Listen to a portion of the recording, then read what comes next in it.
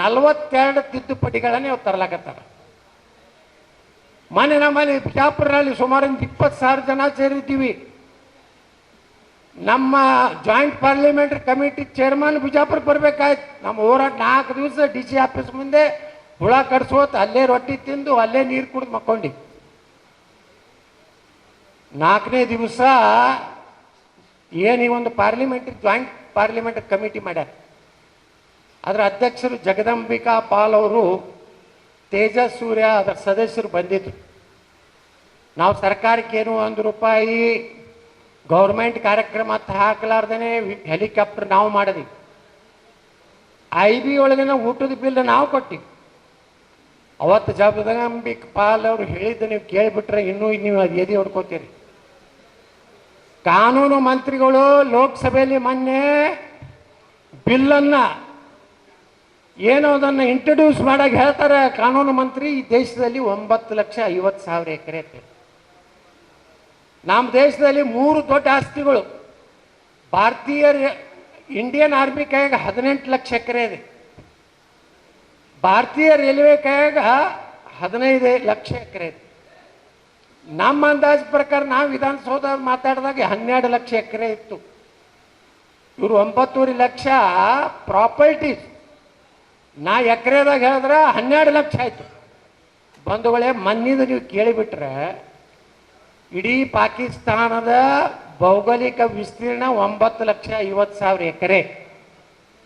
ಈಗ ಅವ್ರು ಕ್ಲೇಮ್ ಮಾಡ್ಲಕತ್ತಿದ್ದು ಎಷ್ಟು ಗೊತ್ತೇನೋ 38 ಲಕ್ಷ ಎಕರೆ. ಇದು ಯಾರು? ಜಾಯಿಂಟ್ ಪಾರ್ಲಿಮೆಂಟರಿ ಕಮಿಟಿ ಚೇರ್ಮನ್ ಹೇಳಿದ್ದು, ನಂದು ಅಂಕಿ ಸಂಖ್ಯೆ ಅಲ್ಲ. ಮೊನ್ನೆ ಪಾರ್ಲಿಮೆಂಟ್ನಾಗ ಬರೀ 9.5 ಲಕ್ಷ ಹೇಳಿದಂಥದ್ದು ಇವತ್ತು 38 ಲಕ್ಷ ಹೆಂಗಾಯ್ತಂದ್ರೆ, ಜಮೀರ್ ಅಹ್ಮದ್ ಖಾನ್ ಅಂತವರು ಎಲ್ಲ DCಗಳು ಅವ್ರ ಮಂಚ DC ತರ ಮುಗೀತು. ನಮ್ಮ DCಗಳು ಏನೂ ಮಾಡೋದಿಲ್ಲ, ಅಂಜಿ ಸಾಯ್ತವು. ಅವ್ರು ಹೆಂಗೆ ಸೇರಿಸ್ಬಿಟ್ಟಾರ ನೋಡ್ರಿ. ಅಲ್ಲಿ ಬಿದರ್ನಾಗ ಒಬ್ಬವ ಜಾಫರ್ ಅಂತ ಒಬ್ಬ DC ಬಂದ್ರೆ ರಾತ್ರಿ ಒಂದು ಊರಿಗೆ ಹೋಗಿದ್ದೀವಿ. ಲಾಸ್ಟ್ ಚಟ್ನಳ್ಳಿ ಅಲ್ರಿ, ಚಟ್ನಳ್ಳಿ ಒಳಗೆ ಅರ್ಧಕ್ಕಿಂತ ಹೆಚ್ಚು ಮುಸಲ್ಮಾನರದ ಆಸ್ತಿ ವಕಫ್. ಅವು ಗಾಬರಿಯಾಗ್ಯಾವ. ನಮ್ಮಲ್ಲಿ ಒಬ್ಬ ಮೊಹಮ್ಮದ್ ಮೋಶಿನ್ ಅಂತ ಒಬ್ಬ DC ಬಂದು ಅವ ಕೆಲಸ ಹಗಲ ರಾತ್ರಿ ಏನು ಮಾಡೋದು ಬರೀ ವಕಫ್ ಸೇರ್ಸೋತ್ ಹೋಗಿ ಇನ್ನೊಂದು ಲಿಸ್ಟ್ ಮಾಡ್ಯಾರ. ಇದು ಒಳಗಿನ ಸತ್ಯ ನನಗೂ ಗೊತ್ತಾಗಿದ್ದು. ನಮ್ಮ ಬಿಜಾಪುರ ನಮ್ಮ ಅಧಿಕಾರಿಗಳು ಹೇಳಿದ ಮ್ಯಾಗ ನಮ್ಮ DC ಹೇಳಿದ್ರೆ, ಸರ್ ಇನ್ನೊಂದು ಲಿಸ್ಟ್ ಐತೆ ಅಂತ ಹೇಳಿದ್ರು. ಏನು ಅಂತ ಕೇಳಿದೆ, ಇನ್ನೂ 10,000 ಎಕರೆ ಬಿಜಾಪುರ ಡಿಸ್ಟಿಕ್ ಹೇಳ್ತೇನೆ ಯಟ್ ಟು ಬಿ ವಕಫ್. ಏನೋ ಯಟ್ ಟು ಬಿ ವಕಫ್ ಅಂತ ಒಂದು ಲಿಸ್ಟ್ ಐತಿ. ನೀವು ಬರೇ ರಾಯಚೂರು ಜಿಲ್ಲಾದ ಏನಾಗ ಒಂದು ಪ್ರಮುಖ ಪತ್ರಿಕೆದ ಒಂದು ಕಟಿಂಗ್ ಕೊಟ್ಟರು, 4,570 ಎಕರೆ ಏನೋ ಕೊಟ್ಟರು. ಅದು ಸುಳ್ಳದು. ನಿಮ್ಮಲ್ಲಿನ ಒಂದು ಯಟ್ ಟು ಬಿ ಒಂದು ವಕಫ್ ಆಸ್ತಿ ಅಂತ ಐತಿ. ಇಲ್ಲಿ DC ಆಫೀಸ್ನು ವಕಫ್ ಅಂತ ಹೇಳಿ ಬರ್ದಾರ ಅಂತ ಹೇಳಿದ್ರು. ಇದು ನಮ್ಮದು ರಾಯಚೂರ್ದು. ಮುಂದೊಂದು ಏನೋ ಐತತ್ತಲ್ಲ, ಅವ್ರದ್ದು ಭಾಳ ಈಸಿ ರೀ. ಒಂದು 4 ಕಲ್ಲಿಟ್ಟು ಸುಣ್ಣ ಹೋಗಿದ್ರೆ ವಕಫ್ ಐತೆ. ರಾಯಚೂರಿನಾಗ ಮಾಸ್ಟರ್ ಪ್ಲ್ಯಾನ್ದಾಗ ಒಂದು ರೋಡ್ ಅಗಲು ಮಾಡಾಗ ಒಂದು ಮಸೂದಿ ಕೆಡೋದ್ರು. ನಾವು ನೋಡಿದ್ದೀವಿ ಪೇಪರ್ನಾಗ, ಅದೆಲ್ಲ ನೋಡಿದ್ದೀವಿ. ಆ ಪೇಪರ್ನ ನೋಡಿದ್ಮ್ಯಾಗ ಒಳಗೆ JCB ಹಚ್ಚಿ ತೆಗೆದ್ರೆ ಅಲ್ಲೇನು ಹೊಣ್ತು? ಹಿಂದೂ ದೇವಸ್ಥಾನ ಹೊಣ್ತು. ಗುರ್ತೈತಿಲ್ಲ ನಿಮ್ಮ ರಾಯಚೂರದವ್ರಿಗೆ? ಯಾರು ಒಬ್ರು ಲಕ್ಷ್ಮೀ ನರಸಿಂಹ ದೇವಸ್ಥಾನ, ಇದು ಯಾವುದೋ ಊರದ್ದು ಒಂದು ಉದಾಹರಣೆ ಕೊಟ್ರಿ. ಈಗ ಬಂದಿದ್ರು ಮುದಗಲ್ದಾಗ ಎಷ್ಟೈತಿ ಎಕರೆಪ್ಪ ಅಂದ್ರೆ 1,800 ಎಕರೆ ಬರೀ ಲಿಂಗಸೂರು ತಾಲೂಕದಾಗ ಐತಿ. ನೀವು ಬರೀ 4,000 ಎಲ್ಲಕೈತಿರಿ. ನಾ ಏನಾಗಿ ನೋಡಿದೆ, ರಾಯಚೂರು ವಕಫ್ ಈಗ ಆದಿಂದಾಗಿದ್ದು 2,080 ಪ್ರಾಪರ್ಟಿ. ಒಟ್ಟು ರಾಯಚೂರು ಜಿಲ್ಲೆದಾಗ ಇರೋದು ಒಟ್ಟು ಗ್ರಾಮ 1,040. ಒಂದು ಲಿಸ್ಟ್ ನೋಡಿದೆ ಇಲ್ಲಿದು, ಯಾವುದು ಮುದ್ಗಲ್ದು. ಅವ ವಕಫ್ CO ಬರ್ದಾನ DC ಅವ್ರಿಗೆ. ಅವ ನೀವು ಗಾಬರಿ ಆಗ್ತೀರಿ.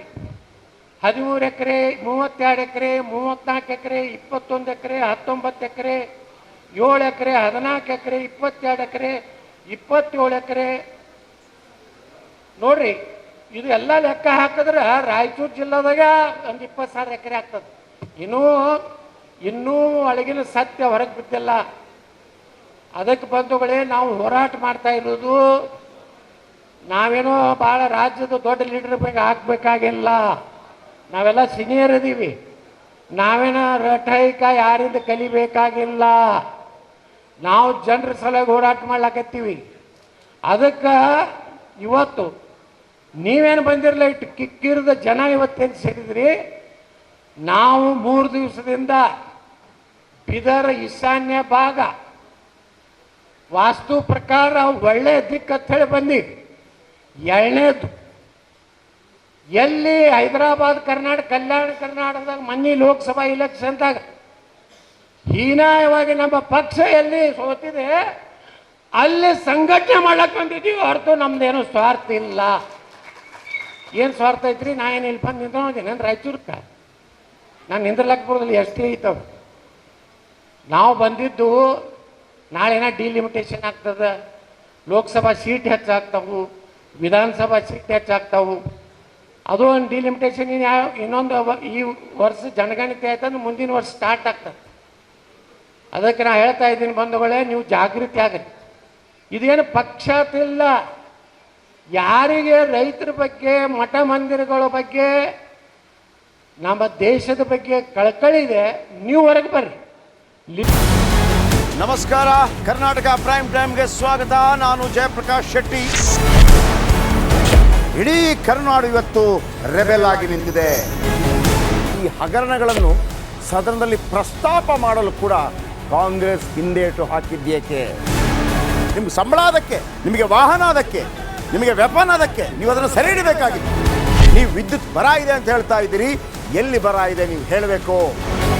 ಪಾಕಿಸ್ತಾನ್ ಆಕ್ಯುಪೈಡ್ ಕಾಶ್ಮೀರ್ ಅದು ಎಂದೆಂದಿಗೂ ನಮ್ಮದು. 40 ಮೆಷಿನ್ಗಳು ತಂದಿತ್ತು ನೋಟ್ ಎಣಿಸುವುದಕ್ಕೆ, ಅದೇ ಹಾಳಾಯಿತು. ಮಥುರಾದ ಗಲಾಟೆ ಇದೆಯಲ್ಲ, ಅದು ಸ್ಥಳೀಯವಾಗಿ ಕೂತು ಪರಿಹರಿಸಬಹುದಾದಂಥ ಕಾನೂನಿದೆ. ಗ್ಯಾರಂಟಿ ಯೋಜನೆಯಿಂದ ನಷ್ಟ ಆಗಿದೆ, ಲಾಭ ಆಗಿದೆ, ದಯವಿಟ್ಟು ಹೇಳಿ. Dawood Ibrahim most wanted criminal ಯಾವಾಗಾದ ಅಂದರೆ ಇಲ್ಲಿ ತನಕ ಭಾರತ ದೇಶದಲ್ಲಿ ಓರ್ವ ದಲಿತ ಪ್ರಧಾನಿಯಾದಂಥ ಇತಿಹಾಸವೇ ಇಲ್ಲ. ರಿಪಬ್ಲಿಕ್ ವರ್ಲ್ಡ್ ಆಪ್ ಇದು ಕೇವಲ ಅಪ್ಲಿಕೇಶನ್ ಅಲ್ಲ, ಸಮಗ್ರ ಸುದ್ದಿಗಳ ಸಂಪರ್ಕ ಮಾರ್ಗಕ್ಕೆ ಕ್ರಾಂತಿಕಾರಿ ಬದಲಾವಣೆ. ರಿಪಬ್ಲಿಕ್ ವರ್ಲ್ಡ್ ಆಪ್ ಕೇವಲ ಸುದ್ದಿ ಅಪ್ಲಿಕೇಶನ್ ಅನ್ನ ಪರಿಚಯ ಮಾಡ್ತಾ ಇಲ್ಲ, ಬದಲಾಗಿ ಡಿಜಿಟಲ್ ಸುದ್ದಿ ಬಳಕೆಯ ಹೊಸ ಯುಗಕ್ಕೆ ನಾಂದಿ ಹಾಡ್ತಾ ಇದೆ. ಇದೊಂದು ಬ್ರೇಕಿಂಗ್ ನ್ಯೂಸ್, ಪ್ರಭಾವಶಾಲಿ ಕಾರ್ಯಕ್ರಮಗಳಿಗೆ ಗಟ್ಟಿಯಾದ ವೇದಿಕೆ. ರಿಪಬ್ಲಿಕ್ ವರ್ಲ್ಡ್ ಅಪ್ಲಿಕೇಶನ್ ಈಗ ಲೈವ್ ಆಗಿದೆ. ಗೂಗಲ್ ಪ್ಲೇ ಸ್ಟೋರ್ ಮತ್ತು ಆಪಲ್ ಆಪ್ ಸ್ಟೋರ್ ಎರಡರಲ್ಲೂ ಲಭ್ಯವಿದೆ. ಈಗಲೇ ಡೌನ್ಲೋಡ್ ಮಾಡಿ.